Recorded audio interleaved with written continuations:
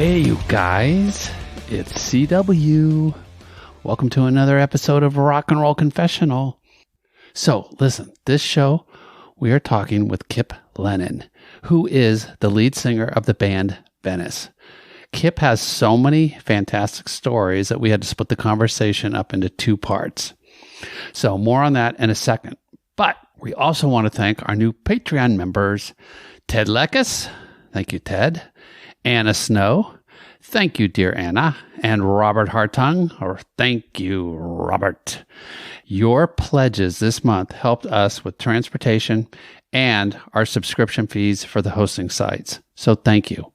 Now listen, this is not easy to ask.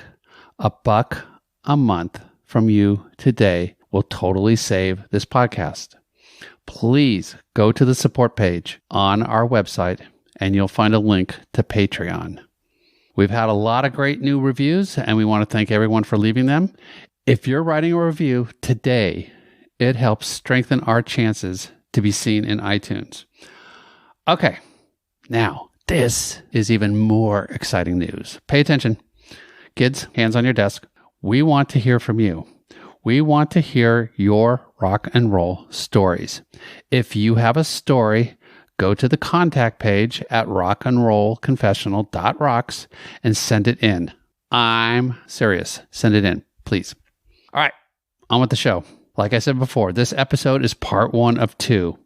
In part 1, Kipp Lennon talks about his family, his famous sisters, and what it's like having 3 additional Lennons forming one fantastic band called Venice, and how he and the band work together with Jackson Browne to create a giant fundraiser each year. He also talks about his experiences working with Michael Jackson, Anyway, so now, enjoy part 1 of our chat with Kipp Lennon of Venice.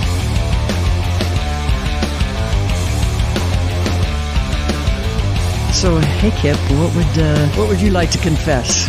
What would I like to confess? I don't really have confessionals. I mean, not that I can say on a podcast, but there are things that maybe people wouldn't know. Well, first of all, actually, I do have a confessional. Okay. I absolutely love doing what I do. And so many people are so busy acting like, they've been there and done that. And I am happy to confess that I love it every single time we do it. And the band loves it. And it's not in a gee whiz kind of way. It's engaging and being present and rediscovering old songs, because these songs mean a lot to people. And don't phone them in and don't change the arrangement. It wouldn't have been a hit if you sang it like that. I see so many classic artists we're around as long as classic artists. We don't have the massive hits and all that, but we've been around over 40 years. And when I see people phoning it in or bored with their biggest hit, they are so fortunate to have a hit. And these people paid money, and they're the ones who bought your record, and you owe it to them to love that song and keep rediscovering that song and keep stepping into that old photograph, even if you feel silly doing it, because you owe them that. Your house, your car, your kids' education is all because of them. And you are fortunate enough to have beaten the game. And I hope I don't sound angry, but there are times when I see these classic artists and they aren't bringing the joy that made them be in music to begin with. If you're not going to bring the joy, then get out and make room for more people. But you see the ones that do still have the joy. You see Joe Walsh, or you see Pete Townsend, or Neil Young is a perfect example. I went to the desert trip and spent that weekend there and just absolutely bringing it every single second and celebrating it. David Byrne, people like that. They're pushing the envelope. They're experimenting with their songs, but they're there and they're present, and you don't feel like they're doing the same show every night. And they still have their passion. They still have their passion. So it may or may not be like the cool thing to say, but I and we in the band, we still love what we do. There are times when you might be tired or you might be, whatever, but I still find myself saying we get to do a show at, or we get to do instead of we have to do, because you could be in a cubicle somewhere. You could be digging a ditch, and we count our blessings, whatever blessings come The gratitude. With gratitude. Yeah. And maybe that has to do with growing up around showbiz. So we weren't necessarily encouraged to be in showbiz. If anything, everyone was just very matter of fact. And we saw a lot of role models that said, keep your home life normal. And keep your life normal and don't get too big for your britches. And it's really funny. Growing up, there are 11 of us in my family. My brother Pat and I have 11 brothers and sisters. And Mark and Michael have 13. Wow. And it's a really funny kind of training ground for being in a band, because you travel together. You have to make group decisions. It's kind of minority rules in a weird way. Like, oh, he doesn't want to go to that restaurant. Okay, we'll pick something else. And you get used to compromising and working together and laughing at the, if you have to change a tire or you don't get the hotel room or whatever. We grew up in the types of family that laugh about that. So consequently, when you're in a band, all of a sudden, all of that is familiar. Traveling together, adapting to crazy DJs or nobody in the audience or flops or, the audition didn't go well, all that stuff. We were conditioned to laugh at all that because we were raised by people who laugh at all that. You take it seriously, but you don't take yourself too seriously, if that makes sense. Yeah, Makes absolutely. so much sense. So that's what I was wondering with your sisters, and I'll let you explain who they are. Was there any pressure to get into the music business? No, if anything, we were discouraged. Because your parents sang, right? Were they not musicians? My mom sang, but she would never get on stage ever. But my dad was actually an Irish tenor child prodigy kind of singer. We have tickets. He had a concert at the Hollywood Bowl in like 1926 or something. Wow. So he grew up as a singer, but he sang with his brothers, so Pat and my father is Bill Lennon. And he was an Irish tenor, a child singer. He sent a record. I have the newspaper of him sending a record to President Hoover. Wow. Because President Hoover was the first president from California. So Carrie Jacobs Bond wrote a song called Dear California, especially for the president, and they chose my dad to sing it. So my dad's on the front page of the newspaper. I have the acetate at home. That's really nice. It's really cool. So, and then he started singing with his brothers. So by the time it was the 1940s, they had a swing vocal group. They had 9 in their family, 8 boys and a girl in their family. So my dad's brother, Ted, is the father of my cousins Mark and Michael, who are also in Venice. So we grew up watching our dads sing together at every Christmas party, at every wedding, and everything. And so when you ask if we were encouraged to be in show business, we weren't encouraged to be in show business. Really, we weren't. We weren't tap lessons and none of that stuff. But we were encouraged to really, really enjoy music and love music and celebrate music. And if it meant we ended up in showbiz, it was like, okay, well, good luck. Because here's the reality of it. And here's all the ways we got ripped off, or here's all the ways that it's hard. Here's all the things we've missed by being on the road. So it was never like this brass ring. It was more like, okay, if you want to do it. And it's kind of like acting in a way, it's not about... It's a leap of faith. And it's not about whether you want to do it. It's whether you have to do it. And we always felt kind of like we had, once we started the band and started playing together. But as kids, our dads sang together. And then in Christmas of 1955, the week of Christmas Eve, Lawrence Welk's son, Larry Welk, Lawrence Welk Jr., was friends with my sister Dee Dee. They were both 16, and they were going to St. Monica's High School in Santa Monica. And he was picking her up to go to a movie or something. And she said, I'm singing with my sisters at a church function. Can you come pick us up? And he was like, you sing? And she goes, yeah, everybody in our family sings, but we're just doing this thing. So he goes to pick her up at some church function, and he sees my 4 sisters singing. I wasn't even born yet. It's 1955. So Janet was only 9 years old. Dee Dee was 16. And Larry was like, you've got to come sing for my dad. And they were like, okay, I guess so. And so they went. Larry called and said, my dad's home with a cold. He's in bed. Come sing for him. This is the perfect chance. You won't have to go through all the channels. Just go into his bedroom and sing for him. So my sisters in December of 1955, went and sang for Lawrence Welk in his bedroom.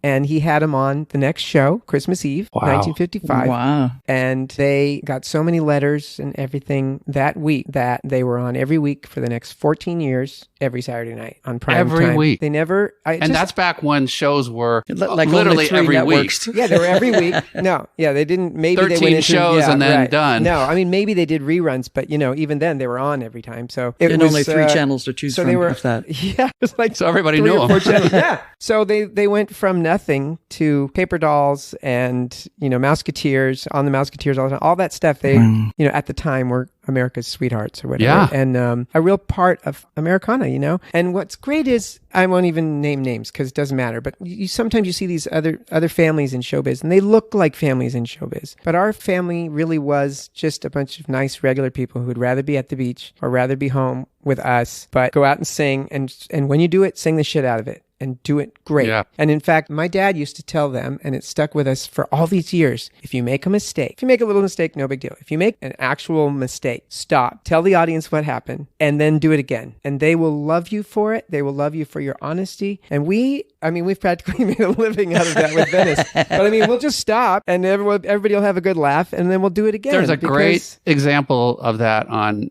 I'm not sure if it's your site or on YouTube, but you guys come out and you start playing a song, and then I think one of you guys starts playing either the wrong key or something, and you're like literally like, okay, we are going to get up. Yes. We're going back to the curtain. They play the intro music again. Yeah. You guys come out. The audience claps like nothing happened. I'm like, that's perfect. We had never done that. It may seem like that was a shtick, but we'd never done that before. We've done things like that, but this was literally like Michael just said, we're starting over. Yeah. And we get up to leave and they turn back up the house lights. They put the music on and then we come back out. That was so funny. Yeah, I got to look that up because that was a good memory. Yeah. But so again, that comes around to when you do what you do it as hard as you can and as well as you can, and be rehearsed and show up on time and respect everybody and know the names of the sound guys and, all that stuff. And yet don't take yourself too seriously, have a laugh with the audience and you build a friendship instead of just fans and artists, which has its own place in the world. But for us, it's just how we are. And it's always been the most success for us, whatever success is, I mean, we've never had massive hits, but it's almost like in some weird ways, we're almost like a Grateful Dead of Southern California. Like we just keep gigging and people just keep coming because they have a certain experience that they expect and they want from what we're doing. And we are so grateful for that. So consequently, it's like now we're literally now playing music for the children of the people we were playing for before. Yeah. And in some cases, even the grandchildren. And that's a legacy. That's a type of wealth. So there are so many questions that I have to ask.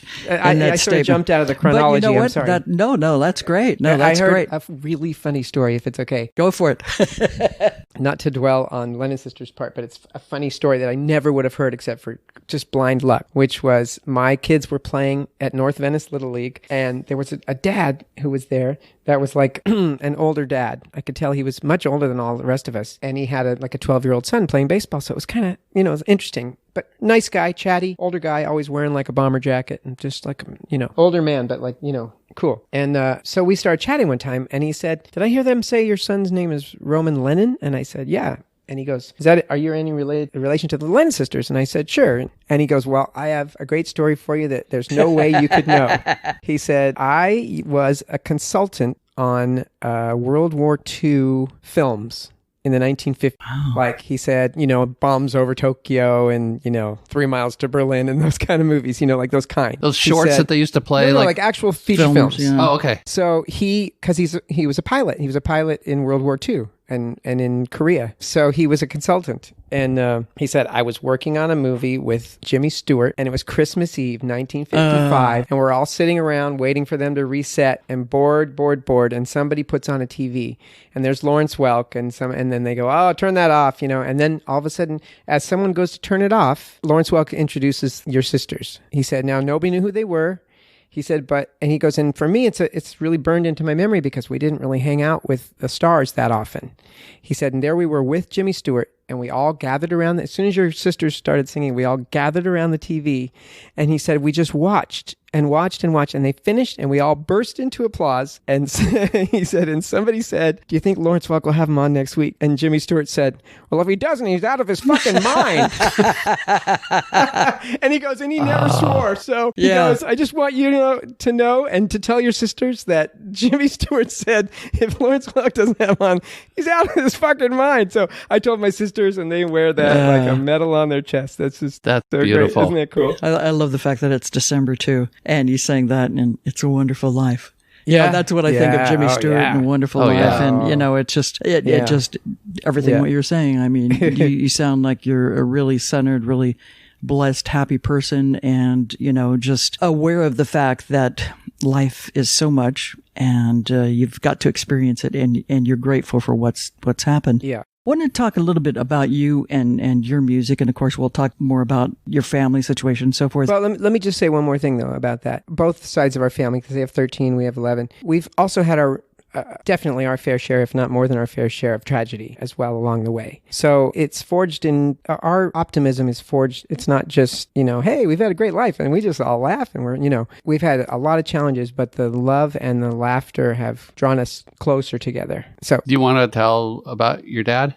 Sure. Yeah. I mean, yeah. In fact, we just celebrated the 50th anniversary of my dad passing just last week. It was the same week in 1969 as Woodstock and the Manson murders. Wow. Yeah. So it was really strange to see Once Upon a Time in Hollywood because everything is frozen in time. I mean, we're all baby boomers, so you guys know, just to see that movie, half of the joy of seeing that movie is being transported like that. It's like a time machine. And so my dad was killed by a Lennon Sister fan, a crazy mental patient guy who met my sisters back east somewhere, standing in line with a bunch of fans, and somehow he got it in his head. I think he said to my sisters, do you like living in California? And then one of them said, yeah, you should see it. It's beautiful. And he took that as some kind of invitation to come to California.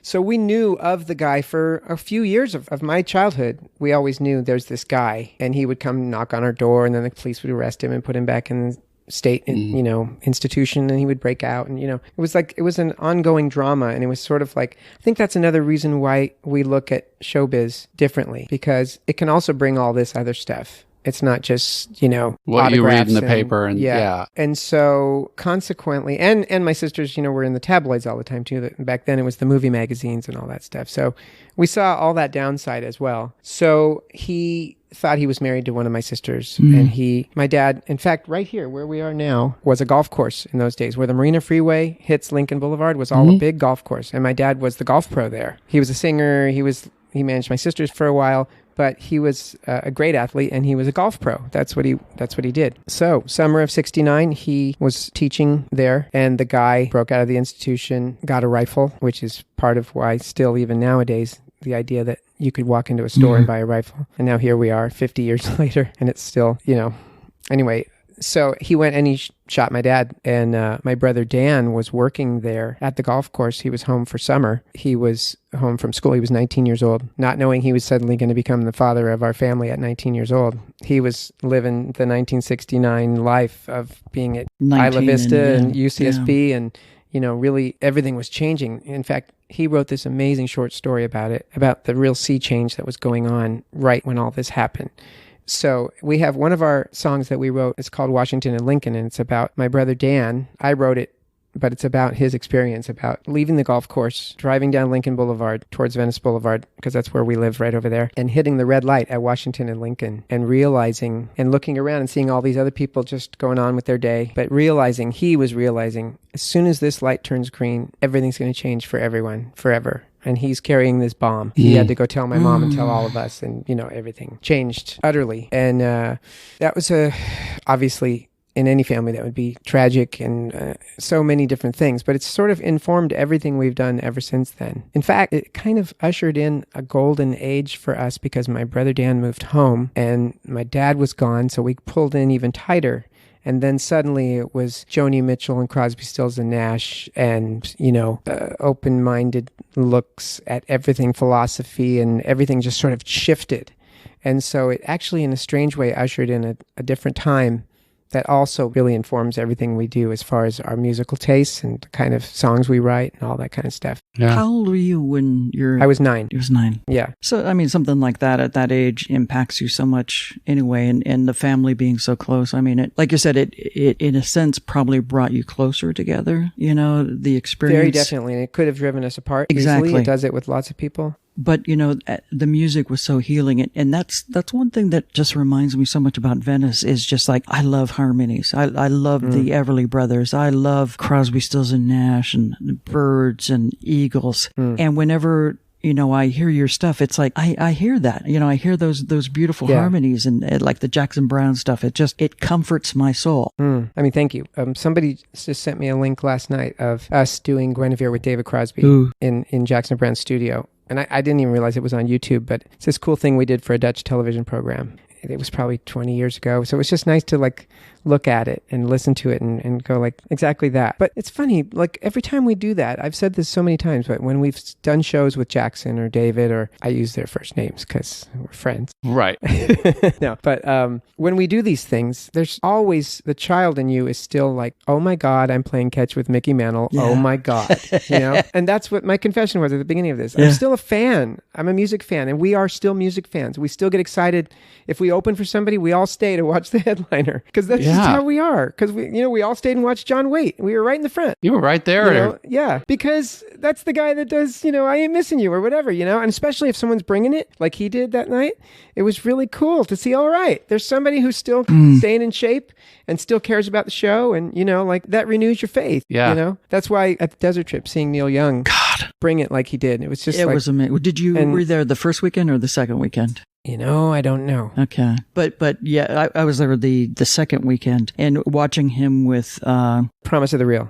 Yeah. What a great band. And there was the Harvest Moon. And I mean, that whole idea that he uses them as their band, because we talked to them backstage afterwards, just kind of hanging out, there's a whole connection with our family that we didn't anticipate. But back then we didn't know them. And they were so excited about being his band. And you could see that like even the drummer and the bass player who weren't even singing were singing along. Like they didn't have microphones and they were singing along because they like the song. Yeah. You know what I mean? That's the way it's supposed to be. Right. You don't have to be G. Willikers about it, but like you're up there for the passion. Be there or else get out. Just go away. And so it's such a joy to watch that. It's so infectious. I have this radio moment as a listener. I'm listening and I think you guys are on with Mark and Brian promoting some sort of a show, and I wasn't at the station at the time, but I'm hearing you sing a song that it's like, God, if I hear that song one more time, I'm just can't hear it anymore. Yeah. And I'm listening to you singing, and it brought a whole new perspective, a whole new appreciation. It was America, Horse with No Name. Oh. I mean, it was just the harmonies on that. I mean, I fell in love with the song again. It gave it new meaning. Oh, that's really cool. It was, and hearing it on the radio, which is my background, which I come from, just was extra special for me too. God, it was that's great. Cool. Oh, I love that. Yeah. Over the years, we've had this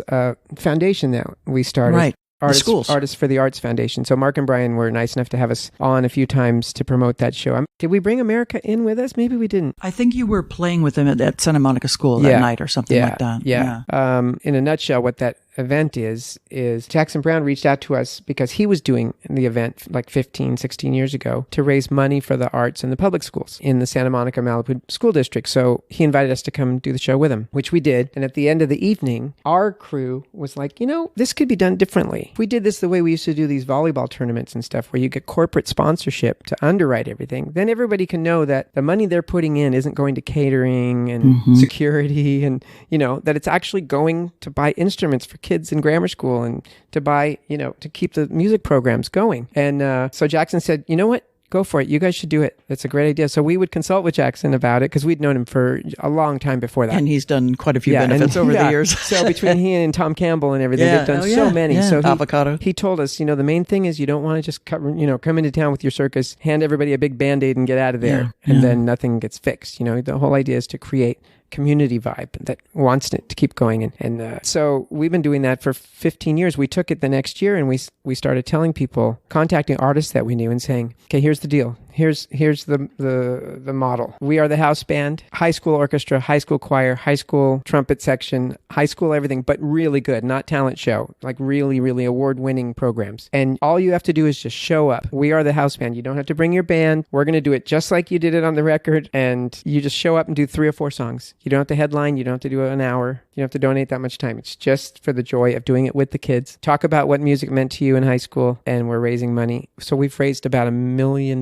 now. Congratulations. But over 15 years, Yeah, but still, and the with awareness. All the cutbacks at school, and people are more and more aware of that. Schools that don't even have the music programs. And just how important that is. And what's great is we got people like music is the great equalizer when it comes to, or I should say youth music is the great equalizer, because all of us were nerdy high school kids trying to figure out what to be and what to do, and we weren't jocks or whatever we were, and we were trying to fit in and find a place. And so everybody we've had, from Billy Idol and Fee Waybill to Colin Hay to America to Hart, every one of them, when they go to express that to the audience, including Terry Nunn, who went to Samo High. Okay. So she stood on that stage Wow. And she told everyone how she used to stand on this stage and she got so choked up she couldn't even finish the song, Take My Breath Away. She started to cry because there she was at her alma mater and people were standing and cheering. And, Fee Waybill talked about, like, I would probably be dead right now if it weren't for music programs and somebody talking me into being in the choir and in the high school band and all this kind of stuff. And so unbeknownst to us, it became like this really cool kind of community gathering kind of thing. And we've been really lucky, and we're still going to do another one next year. Excellent. It's beautiful. I just saw the one again on YouTube with David Crosby and you guys doing Ohio. Oh. God, it felt so much more powerful even than the first time I heard it. It just, because you're putting those young faces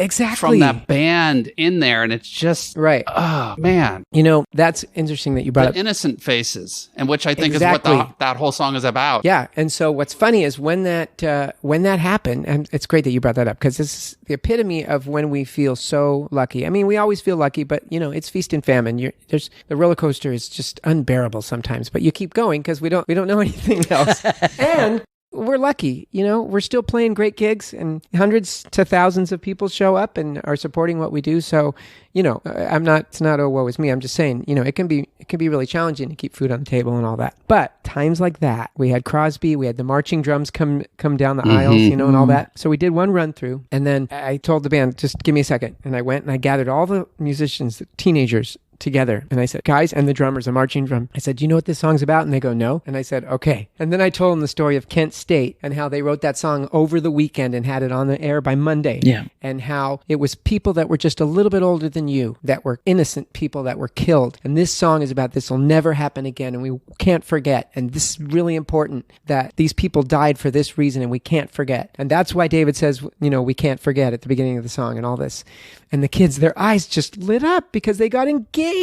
And I wasn't just telling them about some song about getting laid or how much jewelry you have or how tough you are. Yeah, it was about, And so the next time we did it, and the recording that you saw was them knowing what it was about. I'm not going to take credit for all of that, but no, but it was obvious. Watching it, you can even feel the engagement and their passion in it, and it's beautifully done. Yeah. It's one of the many beautiful things about music. You were talking about like how it influences the younger kids, how it influenced people, musicians that and what I find fascinating now with it is like in Alzheimer's tests, a lot of times they forget everything else, but they'll remember the music. They'll remember the songs. They can remember all of that. Unbelievable. And I remember specific songs make me go, if I put it on and I just hear, you made me cry, I just think, I know what toy I was playing with. I was in the backyard. Yes. It was summer. Smell or anything. To me, anyway, music just... But can you give me some algebra examples, please? Yeah, exactly. Like, how about a E quick... equals MC squared. Something like that. But, right. I really need to know that chemistry. Yeah. Isn't that funny? Oh, it's just, I can do baking soda and vinegar, but after that, I'm done with chemistry. I shut it all out and just, play those songs in my head, in classrooms and stuff. Yeah. So consequently, when we finally became a band, it was high school. Michael already had a band. He was playing with friends at high school, various high schools, St. Bernard's, St. Monica's, parties, that kind of stuff. He's how much older than you? A year older than me. Okay. So this is in 1977. So I was standing, and now in the meantime, as soon as he left, we all went to St. Mark's School in Venice. Okay, all of us, all of our cousins, because there's a bunch of other cousins too, tons. And Venice, right there at Lincoln and Venice Boulevard, where we all grew up, it's sort of one six of one, half dozen of the other. You either go to St. Monica's or you go to St. Bernard's if you're, Catholic school. So in 1977, by then, Michael and I hadn't seen each other for a few years because he was at St. Bernard's, I was at St. Monica's. We would see each other at family Christmas and at the beach during the summer. But he was into rock and roll, and I was very much into singer-songwritery. I came from having older brothers. Once my brother Dan moved home when my dad died, we were all about Crosby, Stills and Nash, Donovan, Joni Mitchell, Simon and Garfunkel. We were that totally. And Michael had gone, Average White Band, Stevie Wonder, Rolling Stones, The Who, all of us had common stuff like Stevie Wonder and the Beatles, and, we had common things. I mean, the Beatles is everyone, basically. Yeah. But I was singing in plays and sort of, Michael knew I could sing. And so this is so funny. Mark, who's in our band, Marky, my cousin Marky, who's the other lead singer in our band, he was only 14 at the time. He comes up to me in the water right in front of where I live now on the beach. And he goes, Michael wants to know if you want to try out for his band. Whoa. And I go, why didn't he ask me? He goes, I don't know. He just told me to ask you if you want to, because he thought you might think it's stupid. And so I said, yeah, I guess so. I mean, we're just standing in the water. I mean, how California is that? Yeah. How cliche is that? It's like a bad TV movie on the making of our career. Anyway. But it's so family, and it's the older brother or the older cousin. It's like punching you at the same time. Yeah. So I went and sang with him, and I got a quick education in Doobie Brothers and Peter Frampton and Zeppelin and all the stuff that I hadn't been listening to. And we jumped right in 77, and we started playing Gazzarri's and the Whiskey and high school dances all over the Southland. And then Marky joined a year later, because now we're doing Boston and we're doing all this Stevie Nicks stuff, and his voice hadn't even changed yet. So he's doing all the high parts, and we got a really nice, healthy following of, I mean, I'm not kidding you. We would play Thursday, Friday, Saturday, Sunday at Gazzarri's. Okay. So that meant Friday morning and Monday morning, we were going to school. So everyone else was just in high school and having normal lives. We're up till 2 or 3, sometimes 4 o'clock in the morning on Sunset Strip doing four sets a night. But I mean, talk about an education. Yeah. I mean, I wouldn't trade those. That's a huge part of our 10,000 hours is doing that, and just night after night after night. And we're doing cover tunes. We're doing, every once in a while we throw in an original. We started writing songs, but doing all the cover tunes. And that still has informed everything we do since then, because you see how people react to certain kinds of music and ways of performing. And we got all of our stuff out. Like you're trying on different hats. Do we want to be a hard rock band? Do we want to be a this? Do we want to be a that? We went through satin pants and kimonos and long hair, and we went through all that. Cause I was going to say your Star Search video is yeah, very 80s. I apologize. Very fluorescent. Yeah. And, because we were just trying on different things. And it was just, if you were to watch videos from those times, you'd see a lot of contemporary people who would also cringe at what they were wearing. But I watch those and I just go, we're just trying too hard. Just the less you try, the better you are. But you don't learn that stuff until later. So you keep trying on different things and say, how does this work? And now I'll act like I'm this kind of guy. And, Yeah. But the one thing that held true, and it ran through, the thread that ran through, was vocals. We always had harmonies. We always wanted to be very musical, and our influences were always the same, Like David Crosby's like a huge fan of yours, like you said, and Jackson Browne, and some of the, Crosby Stills and Nash vocals, when you see them in concert, it's just like, it's magical. Yeah. And it, like the Everly Brothers too, when I hear some of their early stuff, it's just amazing. And Venice does that as well. How many different harmony parts are there? How many? So it's 4 vocals singing different. It's four, which means a lead and then 2 harmonies and then usually an octave of the high harmony. So Michael will sing an octave of what Pat's doing.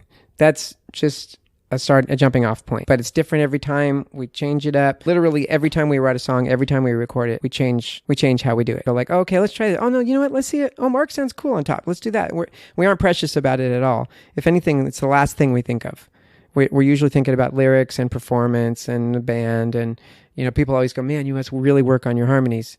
And I don't know if it's a biological edge or what it is, but it's the last thing we think about. It's literally, and then we'll do harmonies. And then, because it's just, that's the easy part. That's what we've been doing since we were kids. We literally, I know this sounds cornball, but you go on vacation and Dad would give us each a note, and then we'd all sing some song, or, when you're doing dishes or cleaning the yard or whatever, that was just like a normal thing. Like sports and music and humor, that was just always around. So it wasn't that you were necessarily training to be in showbiz, but it was just a normal. It made it more enjoyable. Yeah. And it was just part it was part of, because not everyone can hear music or do music.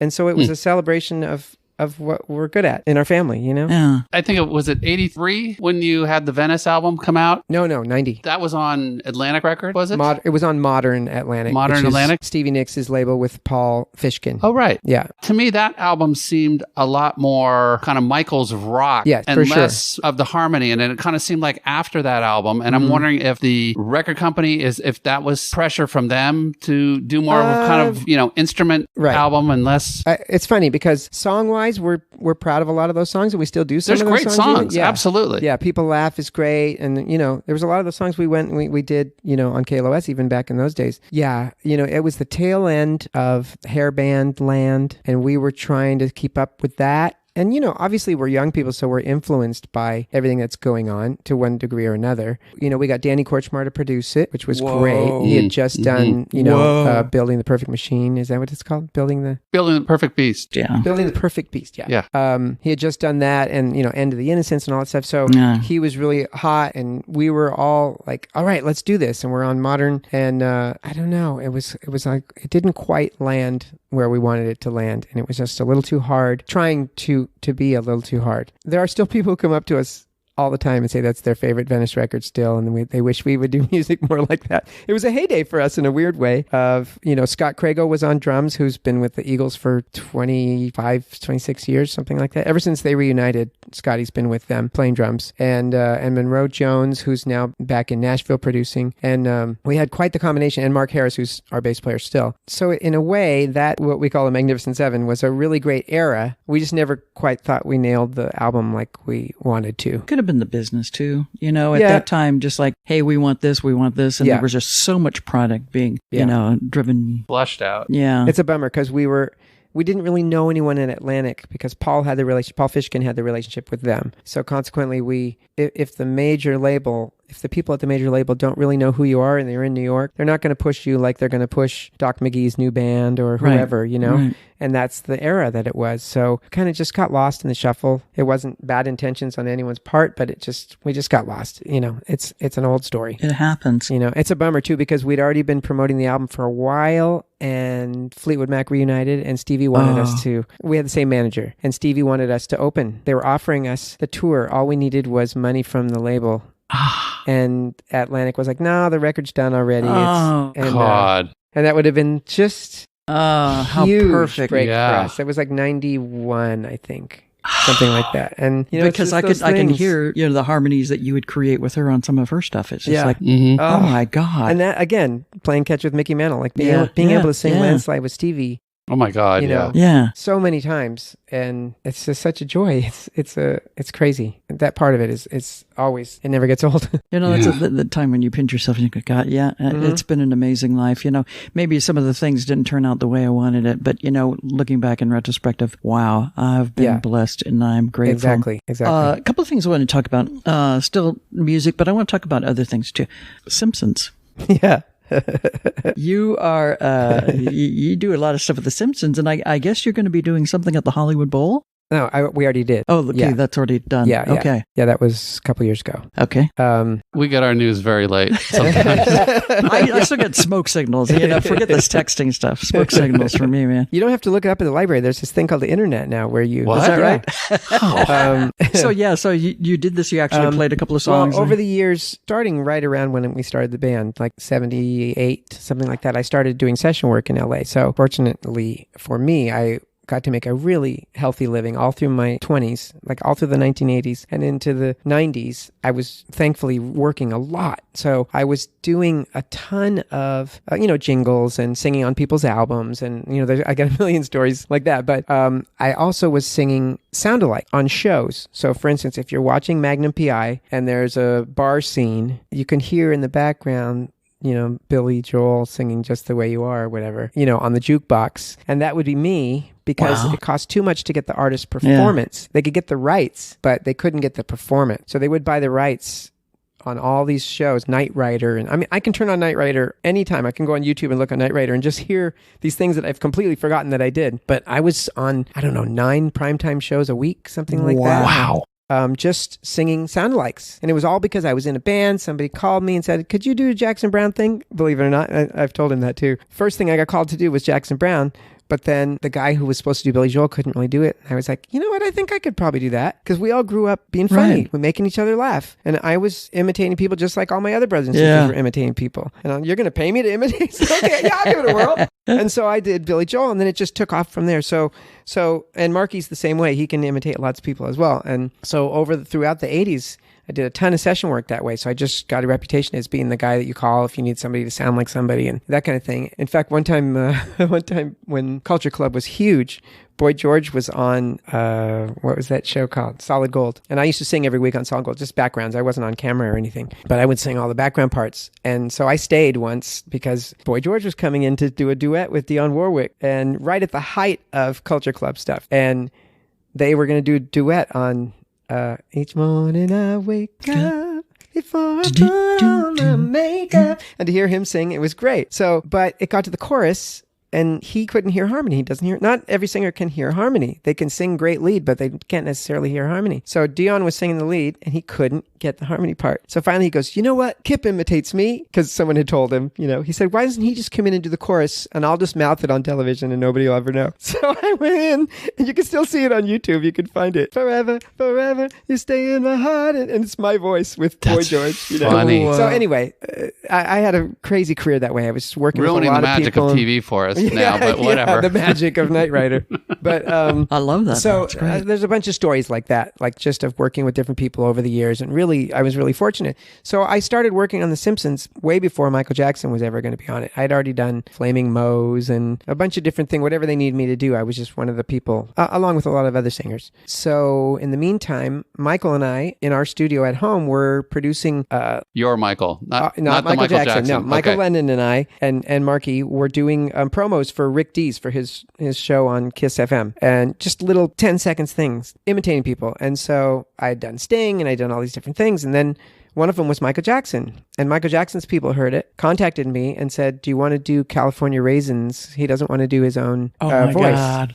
So, those animated raisin commercials, heard it through the grapevine. It was Michael Jackson version. So I went and did that. Still haven't met Michael Jackson. Then he calls me and says, can you do Flintstones and just say no to drugs, blah, blah, blah. He doesn't want to do it. Can you do it? And I was like, yeah. So I did that. So by the time we got to The Simpsons, it was the third thing or maybe fourth thing I'd done for him, and I still hadn't even met him. So when they gave me the call from Simpsons, they already knew me from working on Simpsons a few times. I'd even worked on the Tracy Ullman show a little bit, so I kind of knew all those people. And they were like, Michael Jackson just said we should call you. And I was like, yeah, that's one of the things I do. I don't go around telling people. So that's pretty good calling they said, card. well, he's going to be on it, but he only wants to do his dialogue. He doesn't want to do his singing. So I learned the song that he wrote, Happy Birthday, Lisa, all that. And normally in these situations, most singers, it's all post-production. I don't meet the cast. I don't meet anyone. I just go in at the end. They've already done all the animation and we do our vocals. But this one was so special because of Michael Jackson that they had table read and I had to go sit at the table read with all these people. So I was just as nervous to meet James Brooks and Matt Groening and the whole cast.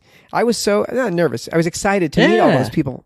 Obviously I had idolized Michael Jackson since I was a kid, like we all did. I mean, to this day still, I'm a way bigger fan of Jackson 5 than I am of like his solo stuff later, which was really seminal and powerful pop music and all that and really well produced, but it just wasn't my cup of tea as much, maybe off the wall. But other than that, it just got a little, it wasn't my cup of tea. But the Jackson 5 stuff is absolutely beyond description of how funky and powerful. And I used to walk around the house whenever the house was empty, which was almost never. But whenever the house was empty, I would sing Never Can Say Goodbye at the top of my lungs, trying myself out. Like literally like a 10-year-old, 11 years old, to see if I could sing when there's nobody home, belting it out.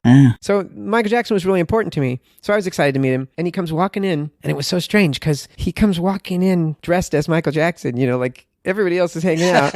And he's got a hat and a glove and no entourage though. And walks in, sits directly across from me on this table. I still haven't met him. And they say, okay, let's start everybody. So now we're turning the pages. We've all got the script. And it gets to this point where, I don't know if you're familiar with the episode, but it's like a 300-pound white guy who's in an insane asylum who thinks he's Michael Jackson.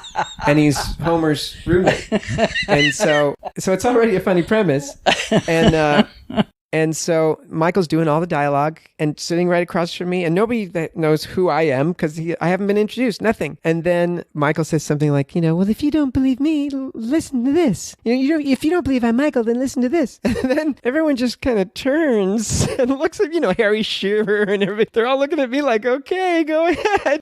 And talk about like heightened reality. Yeah. This whole... No pressure. Including the most famous person in the world is looking, and watching you perform him. Right. And now normally when you do sound likes, you've got the studio, you've got, vocal sounds, you've got a band playing, you're creating the whole cartoon of this person. So it creates the illusion of a sound alike. But a cappella in a dry room with all these people staring at you and Michael Jackson. So then I think I did I can't remember what part of the script that was. I think it was either Billie Jean or Ben. Maybe I did a little bit Ben. I'm not sure. So I do it and there's this moment of like, and then everyone goes, yay. And they all start cheering. And I look over and he's smiling and he's grinning. And then we were just off to the races and we finished the whole run through. And it's really funny because he was so paralyzingly shy that it was almost like an act. It was almost like, is anyone that shy in the world? Really? Anyone? Because he's literally standing in the corner with his shoulders up by his ears and holding his arm to his chest like a little kid staring at the floor. And everyone else is playing ping pong and eating bagels and getting ready to do the actual recording, taking a break. Everyone's giving him his space. Nobody's bugging him. No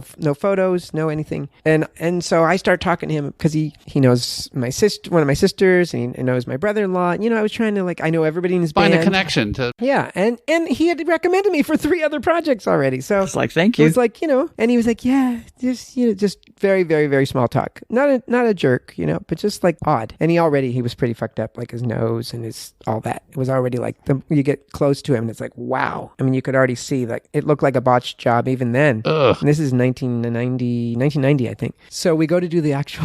This is the funniest part. We go to do the actual episode, and he's standing right next to me in the booth. Everyone else is in their own booth, but he and I are in one booth.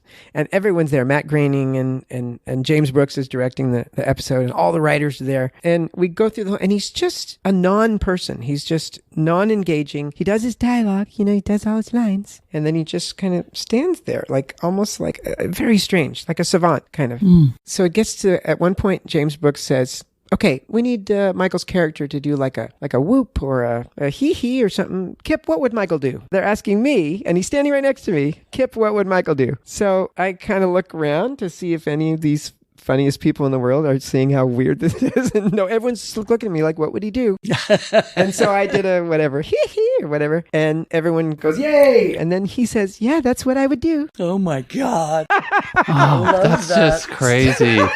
So bizarre. So anyway, then the day we finished and he left, and no photos, no autographs. That was the deal. He had made that agreement. So there was it's almost like he just was an enigma. So 25 years later, they do the Hollywood Bowl, 3 nights at the Hollywood Bowl, celebrating the music of the Simpsons. They invited me to do Happy Birthday Lisa, which is the song that I did with Nancy Cartwright, who does Bart. And which was also trippy because I had a cassette of Michael Jackson singing it that I would listen to in order to record it when we did the original episode. So it was weird to have his actual vocal that no one was ever going to hear, which is now you can hear it on the internet. But at the time it was like, wow, I have a Michael Jackson song that he just did for me so that I would know it. Yeah. It was pretty trippy. But in any case, 25 years later, flash forward, and now I'm walking out on the stage 3 nights in a row, sold out Hollywood Bowl with Nancy, singing to Yardley Smith, who played Lisa, singing Happy Birthday Lisa. And it was such a joy. It was, talk about those moments where you feel so lucky to be in showbiz, to know my family and friends are all out there, and that